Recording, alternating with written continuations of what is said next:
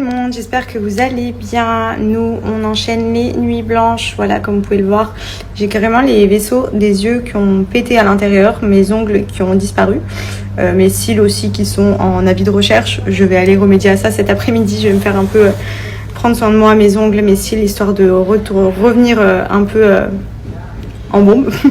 Au moins ça, vu qu'on dort pas beaucoup. Du coup, on a rendez-vous aussi chez le pédiatre ce matin et j'ai rendez-vous chez la gynéco aussi pour faire le point un mois après mon accouchement. Voilà. Donc, bon, le pédiatre, on va voir ce qu'il nous dit. C'est vrai que là, ça devient compliqué. On a réglé le problème des reflux et des rejets avec le lait épaissi. On prend Aptamil AR à Dubaï, qui marche très très bien pour traiter ça. Il n'en a plus du tout, il fait plus de crise par rapport au rejet ou aux acidités. Sur ça, on est bon. Par contre, il fait que de gesticuler. Il est très très éveillé, très actif, très agité.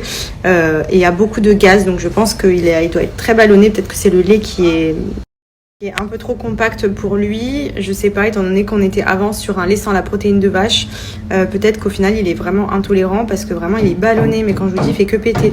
Au début on rigolait, c'était mignon, genre parce qu'en plus un petit énergumène comme ça qui fait que péter, c'est drôle, mais en fait il fait ça toute la journée et là tu te dis ah ouais non là c'est pas normal et il dort jamais, mais vraiment il dort très peu, donc moi ça me fait peur parce que je me dis il a besoin de dormir, normalement un nouveau-né ça fait que dormir et c'est vrai que là pour le coup on sent qu'il est gêné et du coup nous on dort pas parce qu'on l'observe toute la nuit et la journée et lui non plus a du mal à trouver le sommeil, il est tout le temps gêné, donc il fait beaucoup moins de crises, mais pour le coup il est tout le temps éveillé, tout le temps en train de se dandiner, en train de lever les pieds et tout ça, donc je pense qu'il faut qu'on trouve encore peut-être autre chose, au moins pour peut-être améliorer les ballonnements et ça ira peut-être mieux, ou alors changer de lait encore. Donc bon, on va voir ce que le pédiatre en pense, mais c'est vrai que bon, déjà le Aptamil AR, c'est moi qui ai un peu poussé pour qu'on le prenne, et au final, j'avais raison dans le sens où au niveau des rejets et des reflux, ça va mieux. Maintenant, est-ce qu'il tolère le lait de vache? Est-ce qu'il a juste besoin peut-être de compléments pour les ballonnements, pour que ça lui fasse du bien à la digestion, pour l'aider, je sais pas. J'ai essayé donc le gel de polysilane, il en a rien à carrer pour le coup, alors que même moi petite, ma mère elle m'en donnait, genre je kiffais. Pour l'instant, il s'en tape complet.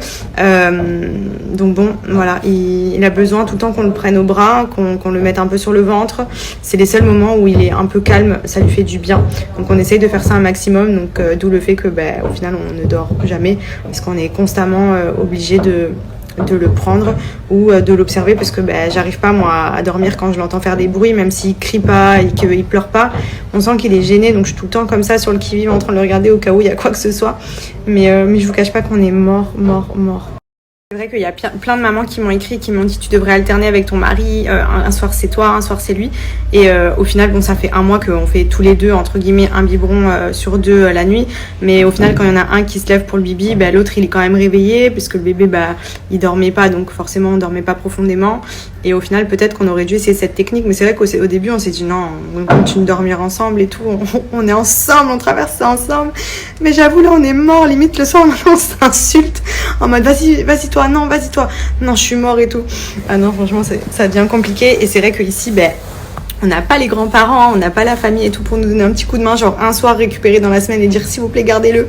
Donc du coup ce que j'ai fait, c'est que j'ai trouvé un service d'infirmière sage-femme à domicile qui garde les enfants.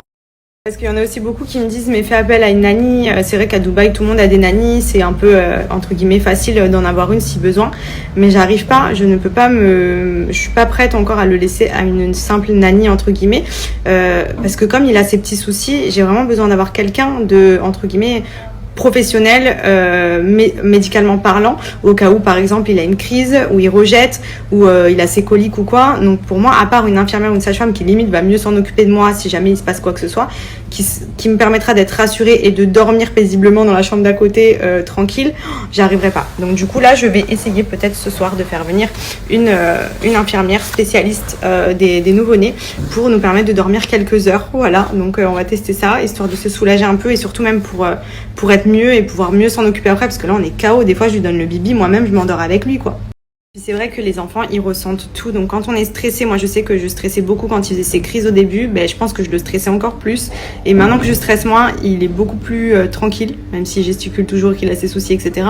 C'est vrai que c'est pas bon non plus que le bébé il sente qu'on est KO, qu'on est stressé etc. Donc faut essayer de souffler. Ça fait un mois qu'on n'a pas du tout soufflé à tout niveau, on n'a plus de vie sociale, on s'est enfermé dans une bulle, on vit pour Andrea, Bon, ça c'est la base, hein.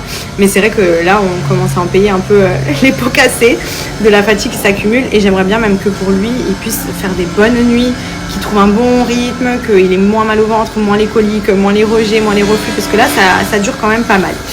Donc bref, on va aller faire le point ce matin avec le pédiatre. Ce soir je vais voir si je fais venir une infirmière ou pas pour nous libérer quelques heures et pouvoir un peu souffler. Mais je vous jure, hier on s'est tapé un fou et en plus on est tellement fatigués. Parce qu'il faut savoir qu'à la base, avant d'avoir Andrea, j'avais dit non mais je t'explique, moi le cododo il sera de mon côté dans la chambre, c'est hors de question qu'il aille, enfin genre de temps en temps si tu veux tu le prendras de ton côté, mais genre j'avais trop besoin de l'avoir près de moi parce que je suis une stressée de la vie et que j'avais la flemme toutes les nuits de passer ma tête au-dessus de Benji pour voir si le petit dort ou pas. Et au final ça fait 1 mois qu'il est de mon côté, et la nuit dernière comme il fait que des bruits la nuit et tout, et que du coup ben moi je suis à ça de lui, quand il fait toutes les 2 secondes je suis comme ça en train de le regarder, j'en peux plus, je vais mettre des cure-dents pour tenir mes yeux, j'ai dit à Benji ouais tu veux pas on change de côté ce soir. Lui il me dit ah si vas-y si tu veux et tout, parce que lui il voulait aussi le cododo de son côté. Carrément je pleure de rire avant même de vous raconter l'anecdote. En gros pas cette nuit là, la nuit d'avant, donc je lui dis donc on change de côté, il me dit ouais t'inquiète et tout, donc on inverse. Le lendemain matin bon bah on est KO nuit blanche, le petit en plus pour le coup il a vraiment chanté toute la nuit, et du coup hier soir en allant se coucher, je vais me coucher, on monte ensemble et tout, sauf que lui il met plus de temps dans la salle de bain, donc moi je vais dans le lit et je me cale du côté de son lit, enfin de son côté normalement, et là il arrive et là c'était éteint, c'était dans le noir, et il me dit bébé t'es où?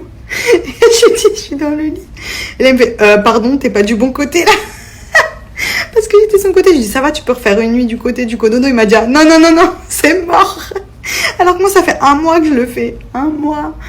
Enfin bref, voilà, ça va, on rigole. Pour le coup, franchement, on s'en met pas plein la gueule. On est grave good vibes. Au contraire, on se tape des fous rires pour rien parce qu'on est fatigué. Mais je vous jure, c'est pas de tout repos.